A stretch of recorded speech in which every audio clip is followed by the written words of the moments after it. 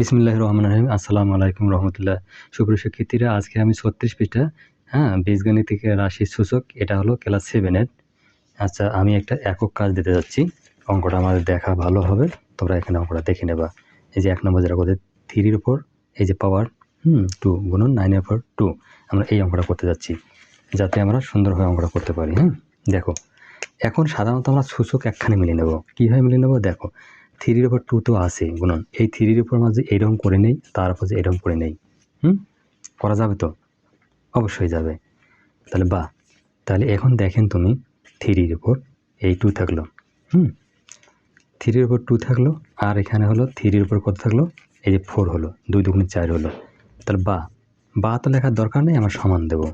এই 3 লিখলাম, মানে এখানে ভিত্তি 1, একটা ভিত্তি নিলাম, তাহলে 2 যোগ হলো 4, তাহলে 3 এর উপর হলো আমার 6। তাহলে অঙ্কটা কত লেখা যায় আমাদের?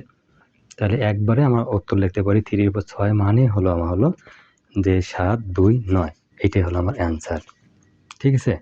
এবার যেমন এবার পরের আমরা অঙ্কটা করতে যাব। দেখি নাম্বার 2 হলো কি 5 3 গুণ হলো 25, এর উপর আমার একটা ইনভার্স দিয়ে আমার 2 দিছি।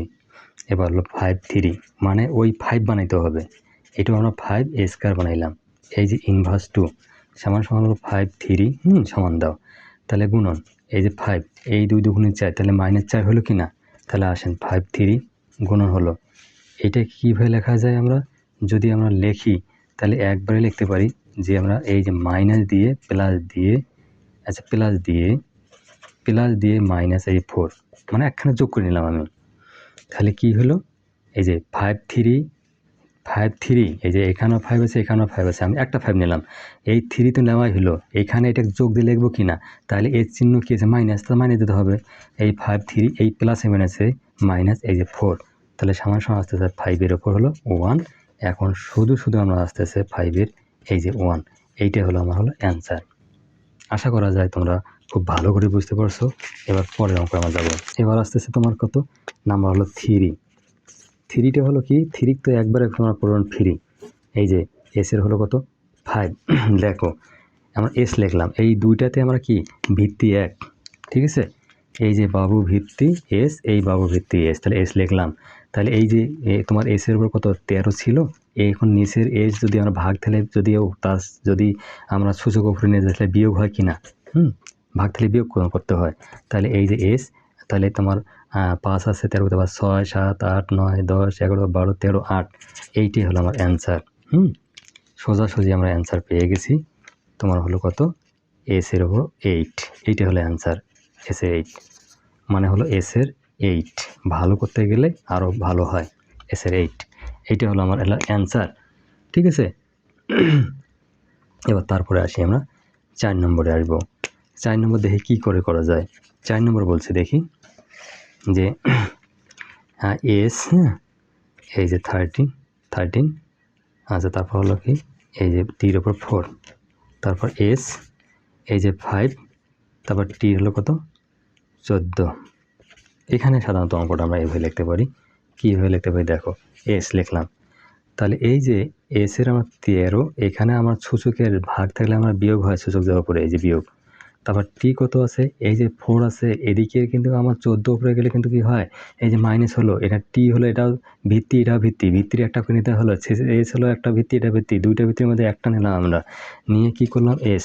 দেখো তাহলে এখানে এস এর উপর কত আছে? যে 13 থেকে 5 গেলে আমরা 8 হয়। এই টি লেখো, টির উপর কত হয়? দেখেন 14 8 14 15 16 17 18, তাহলে টির উপর হলো কত 18। এইটাই সাধারণত আমাদের একটা অ্যান্সার ক্যারি করবে। দেখি আমরা আরও কিছু করা যায় কি না। তাহলে এইটা সাধারণত লিখতে পারি আমরা এইভাবে করিয়া যে এস, এস 8, নিচে আসতেছে কত আমাদের? নিচে আসতেছে আমরা আসতেছে টি, এই যে টির উপরে কত আসছে 18, নিচের উপরে হলো 1। এইটাকে আমরা যদি লিখতে যাই তাহলে কী হয়ে লিখবো? যে এস এর উপর 8, নিচে আসলো কত? এই টির উপর হলো 18, এটাও অ্যান্সার লেখা যায়। সাধারণত আমরা এভাবে যে অ্যান্সার লিখি কোনো সমস্যা আমাদের একবারেই নেই।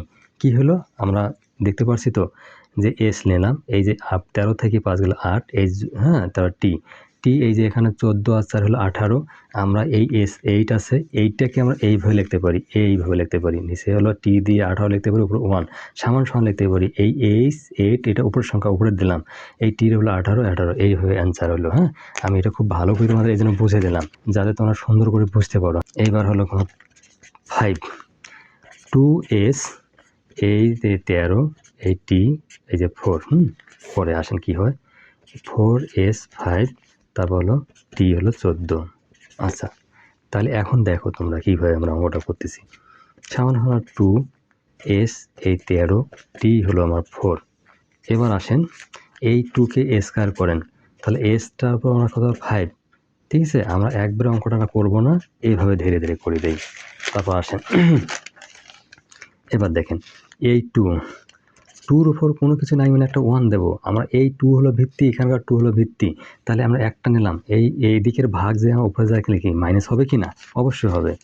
আচ্ছা, তারপর এস নেন, এই যে এস, তাহলে কত আছে 13। এই নিচেরটা যে উপরে যায় ভাগ, তাহলে কি হয় বিয়োগ হয়। এই যে 5 দিলাম বিয়োগ, টি কত আছে এই যে 4। এবার আসেন এই যে -14 আছে না, এখন উপরে গেলে কিন্তু প্লাস হবে, এটা তো আমরা সব হলেই জানি। এই 2 থেকে এই 2 থেকে এর 1 গেলে -1 আর এস, তাই 13 থেকে আমার 5 গেলে হলো 8 এই টি, তাহলে 14 থেকে আমাদের যে 4 যায় তাহলে আমার 10 হয়। কত সুন্দর অঙ্ক হয় রে। তাহলে এই যে 1 এই এস এর হলো 8, এই টি হলো আমার 10, কি তাই না? তাহলে এইটাকে আমরা অঙ্ক লিখতে পারি, এখানেও অ্যান্সার লিখতে পারি, কোনো সমস্যা নাই। আমরা এইখানেও যদি অ্যান্সার লিখি কোনো সমস্যা নেই, লিখে দেবো অ্যান্সার। যাই হোক, ভিডিওটা যদি সামান্য ভালো লাগে থাকে তাহলে একটা লাইক তো অবশ্যই দেবেন, একটা সাবস্ক্রাইব করে পাশে থাকবে, যাতে নেক্সট ভিডিওটা তোমার পকেটের মধ্যে তাড়াতাড়ি যেতে পারে, এইটাই আমি আশা রাখি। হ্যাঁ, ঠিক আছে, নেক্সট ভিডিও দেখার জন্য আমন্ত্রণ রইল। আল্লাহ হাফেজ।